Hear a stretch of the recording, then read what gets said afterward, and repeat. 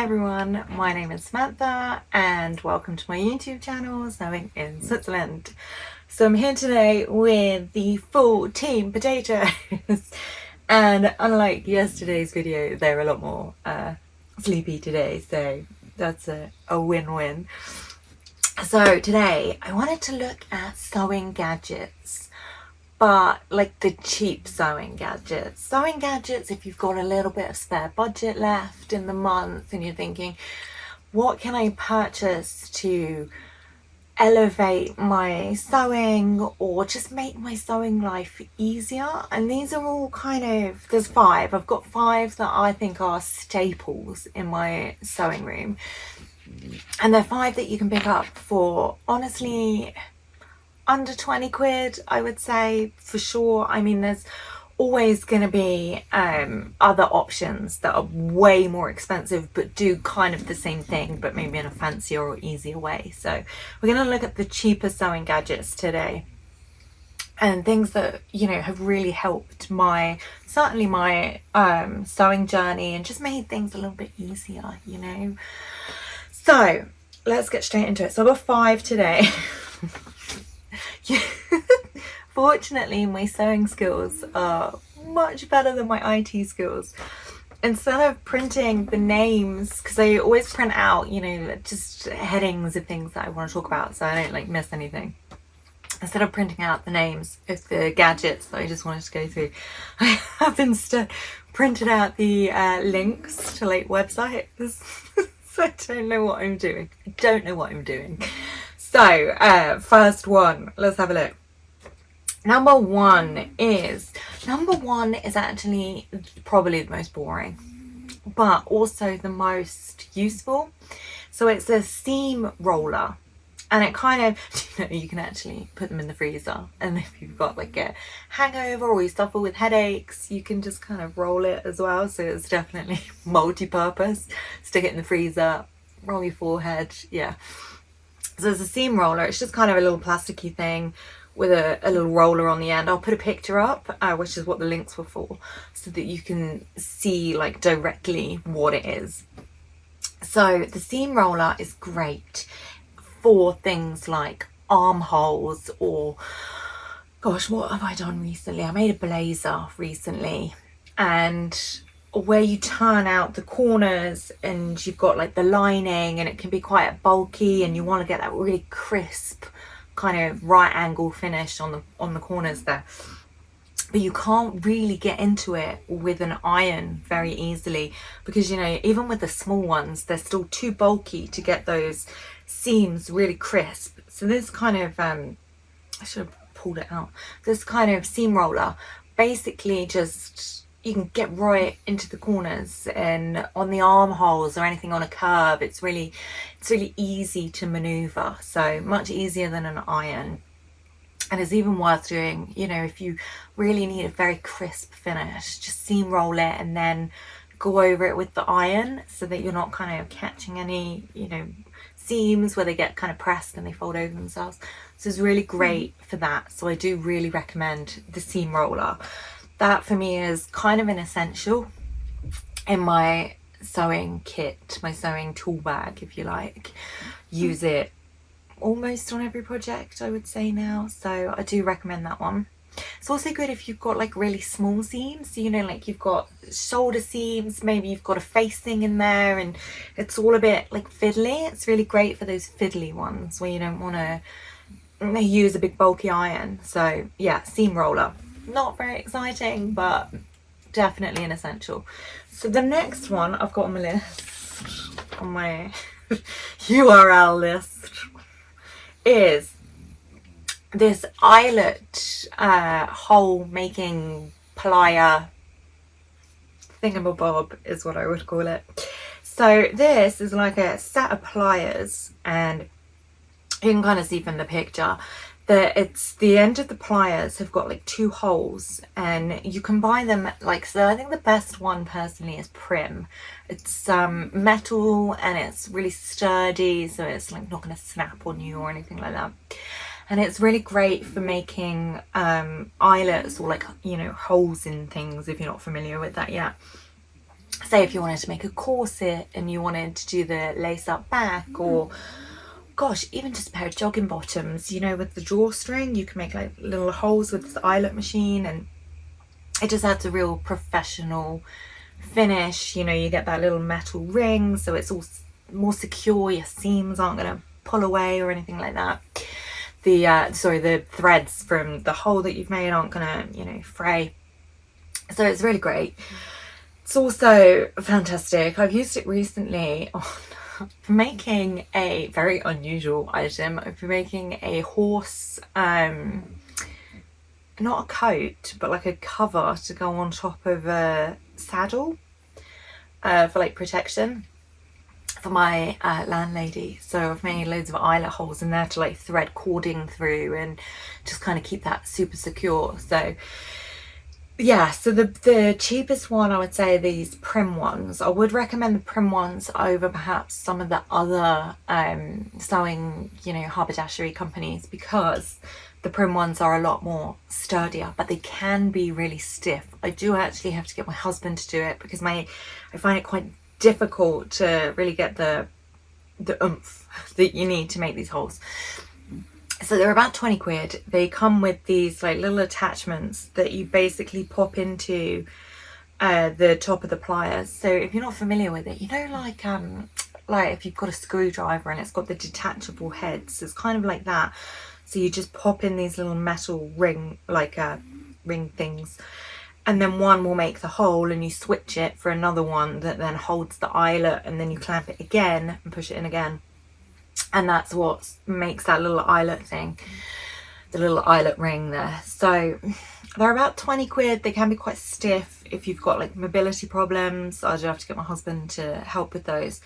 But then on the more expensive end, you can get more professional ones that attach to like desks, or, you know, like a secure kind of thing, like a table, or, you know, I wouldn't necessarily use something like this, but something very kind of weighted, and then that's got the weight behind it, so it's much easier to make the eyelet holes. But they're a lot more bulkier, they're like fixed to a certain place, a lot more expensive. There's also ones that Prim do, so bearing in mind this plier is about 20 quid, and Prim do another one and it's like 100 quid, and that one is more, it's much smaller, but it's a lot easier to maneuver and make those eyelet holes, and you don't have to have so much weight behind it as well. So it's great if you've got, you know, mobility issues or anything. So yeah, eyelet holes. I do recommend, if you're gonna make a pair of jogging bottoms or something with a drawstring, even just a drawstring bag, I do recommend using that, because it adds a professional finish and it just makes the whole thing more secure. So your holes that you will make, it won't, you know, pull out or fray or anything. So that's the second one. It's not an essential like the seam roller, but it's definitely one worth having in your, you know, sewing kit if you're thinking of making joggers or a hoodie or something like that. So yeah, number 2. Number 3 on the URL list that I cannot read is, so this one is fun. This is actually a tool for mechanics or construction workers or someone in, you know, the building trade. And it's called, its actual name is a telescopic magnet. And this is really fun. So it's like a long, thin piece of metal, and they're kind of adjustable, so you can make it really long or really short. And it's got a magnet, like a little magnet on the end. So if you drop a pin down, and we've all done it, down inside your sewing machine, and sometimes you have to take the plate off the sewing machine and then you still can't get under there to get the pin, or sometimes the needle might drop out, or the needle might snap and fall down, and you can't reach to get it, and you don't want to put your fingers inside the machine. And these magnets, these telescopic magnets, they're thin enough to get like at an angle under the machine, and then they just kind of stick to the end, which is just fantastic. It's so good, so good. And I am terrible for dropping pins and just making a huge mess in general, to be honest. And with these guys, these gremlins, they're a bit of a nightmare actually. If there is something on the floor they will put it in their mouths. They don't care if it's edible, they will swallow it immediately. So I have to be really conscious of pins. So if I drop one, immediately the little magnet comes out, and it's just fantastic. It saves, you know, crawling around on your hands and knees, scrambling around trying to find, you know, mystery pin. So I do really recommend it, especially if you've got small children or animals that are known for just eating everything. No, it's taken umbrage to this. Okay, so yeah, they're great. You can also, you know, if you ever like done your back in and then wanted to sew and then dropped something and thought, it lives there now, there is no way I'm getting hold of this. This is great because they are so long that you actually don't have to kind of bend. You can just get it with your long stick thing. So that's also good if you've got, you know, any back problems or like bending is an issue. Totally recommend that.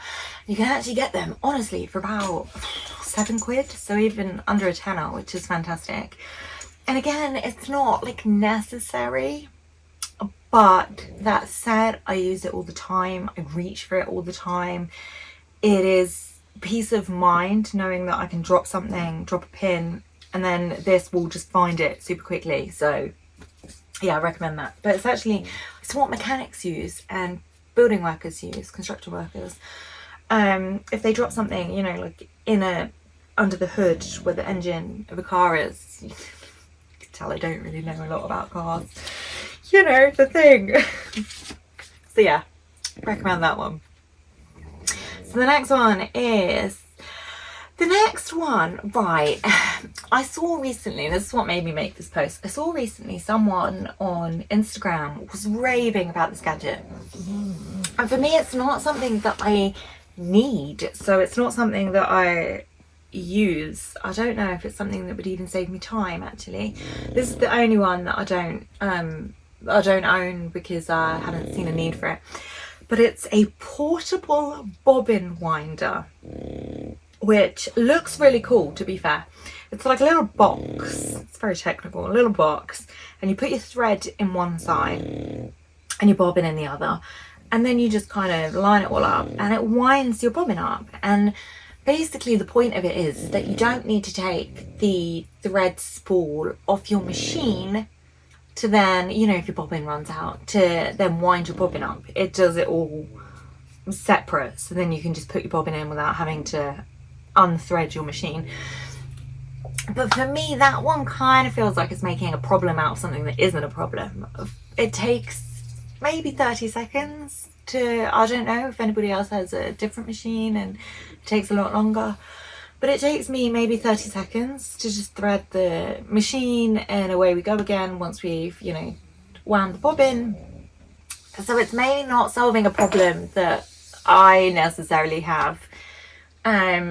It does look fun to use, so I will say that. It's less than 20 quid. I found one for like 12-13 pounds. So, you know, it does look fun. You line it all up. You don't need to be sat at the machine to do it. So maybe if you're sat watching telly, you can do a few and have them kind of ready to go. But it does only take 30 seconds on the machine. So do I need it? No. Have I been influenced by Instagram? Maybe. So yeah, do you have one? Do you think it's worth it? Does it solve the problem for you? Is threading the machine something that just really annoys you or you find frustrating, or perhaps is it solving a problem that I've maybe not thought of actually? Again, maybe mobility issues or something like that with the threading of the needle, I'm not sure. So do let me know if you've got one and if you like it, because, you know, I'm like 60% swaying towards buying one at this stage. I'm easily influenced, I'm easily marketed to, I gotta be honest. So the next one that I've got on here is self-covering buttons. Now I do, oh gosh, I've got pins and needles. I do recommend this one actually. This is fun if you're making a outfit and you want kind of matching buttons, or you just can't find the right ones, and gosh, we've all been there. We've all got bags of buttons stashed away, right? And maybe you've got just not enough, or you just want to make matching fabric buttons. These are really cool. They're like they're a little bit fiddly. I will say that they are a little bit fiddly. No matter what price point you pay, they're always fiddly. So like you could get a cheap one, hemline to them, prim to them, for less than a tenner. They're really only a few quid. Or you can get on and find the really expensive ones, and they promise to make it easier, but they don't really, you know. You could pay 20-30 quid for a pack and it's exactly the same, in my opinion, as one that's only like 4 or 5. So they're really fun. You basically, you take your thingamabob off, you wrap your fabric around, and then you've got this like little plastic doodah that you push in, and then the backing, and it covers it, and it's just fantastic. If you want, you know, matching buttons, that's really a great option, to be honest, than having to trawl through the internet to find them. And they're cheap, and they are really cheap, and they are worth doing it. They are a bit fiddly. They can be frustrating. It's like if you're sewing a buttonhole on a machine, you know, you might get 3 or 4 perfect buttonholes, and then you always get that one buttonhole that just goes absolutely AWOL and is a huge mess. It's the same with the self-covering buttons. You might get 3 or 4 fantastic buttons, and then, you know, 5, 6, 7 would be an absolute disaster. So yeah, it just kind of happens. It's fiddly. It takes a little bit of time. Is it worth doing? Yes. My friend recently made this fantastic pink waistcoat with these self-covered buttons, and it just looked so gorgeous, so gorgeous. So yeah, I do recommend investing in just a couple of packs of them, just keeping them in your kind of sewing box or whatever it is that you use, your sewing trolley, and then you've got them on hand if you're suddenly making something and think, yes, I need matching buttons. So yeah, and they are only a few quid, so they are worth getting. I tend to buy things like that, you know, if I'm doing like a fabric order or a specific order, I tend to then add maybe a pack of pins, or, you know, a pack of machine needles, maybe some button coverings, and they're just good to keep because you know that you're going to need them at some point and then never find them. Maybe that's just me in this very chaotic room. Who knows?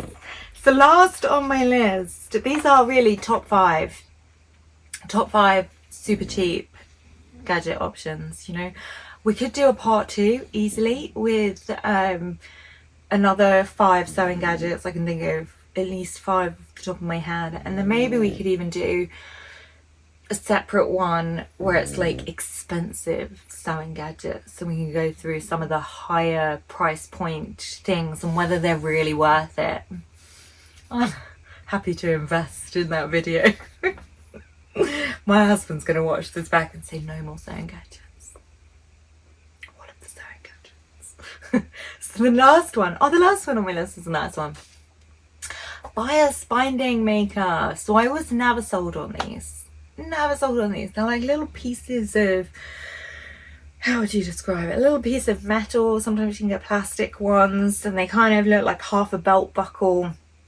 They're like solid on one side, and you flip it over, and they've got these like little tracks almost. And I thought, I've spent, you know, you can get them for like maybe like just under a tenner, and I would think I've spent a tenner on this, and it's not working. It took me ages to get it to work, and ordinarily I would just cut the fabric at the right angle and then fold it over myself and then fold it in on itself and just make it, you know, completely from scratch, my bias binding. And it can be quite a lengthy experience. It does take a while to make some matching bias binding. It's always worth it. Matching bias binding is gorgeous. Sometimes you can't beat shop bought for, you know, ease, and just for like neutrals I always buy shop bought. So, you know, I've always got packs of white and black and navy and what have you available. But yeah, it can be quite fiddly, quite time consuming. It's also one of those things that I find quite soothing. I do like to make bias binding, sometimes, not all the time. and then you just lose a couple of hours, you know, making it from scratch. This machine promised, it's not even a machine, it's just like a piece of metal or a piece of plastic. I think the clover ones, if I remember, I might have this the wrong way around. I think the clover ones are plastic and the prim ones are metal, off the top of my head. And they come in different sizes, so depending on the size that you need. And you basically, you cut your fabric as you would, you know, on your bias, and then you would thread it through this machine. And basically what it does is the tracks on the underside, fold that up, that the outside piece in as you would with bias binding, and then you pull it through, and on the other side, with the side that it exits, you would press it with an iron, and that would just be your piece of bias binding then, with the edges folded inwards as you would on a piece of bias binding, if you can picture one right now. So, you know, it promised to be this time saving thing, and I thought, ooh, yeah, I'll buy into that. And the first few times I tried it, there was a lot of swearing. Well, there might even have been tears, if I'm honest. I get very frustrated with these things, especially when you promise one thing and it just doesn't work out. So yeah, it took a while to get the hang of it, and I would say it took maybe 4 goes before I was confidently, you know, tucking it in and just pulling it through. And they come with instructions. The clover ones are probably the best. They come with almost like a little piece of paper with a picture on it, and it tells you what to do, whereas the prim ones, I don't think, have any instructions.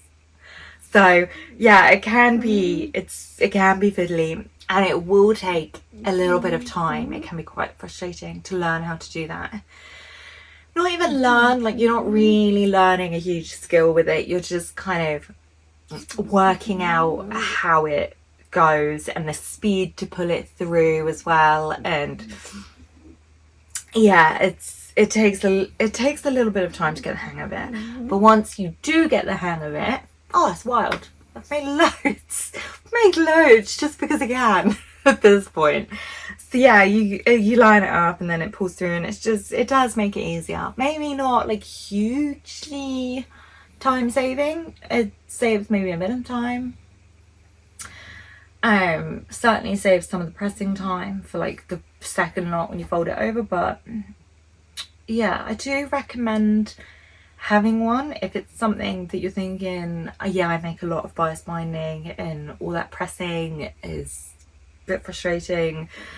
I do recommend giving them a go and having one, or having a couple. I've got a few different sizes. But again, it's not a necessity. None of these really are. You can get by with what you've got. But like I said, if you've got a little bit of budget, or you're thinking, what can I buy that will make it a little bit easier? This will make it a little bit easier, but it does take some getting used to. It does take some practice.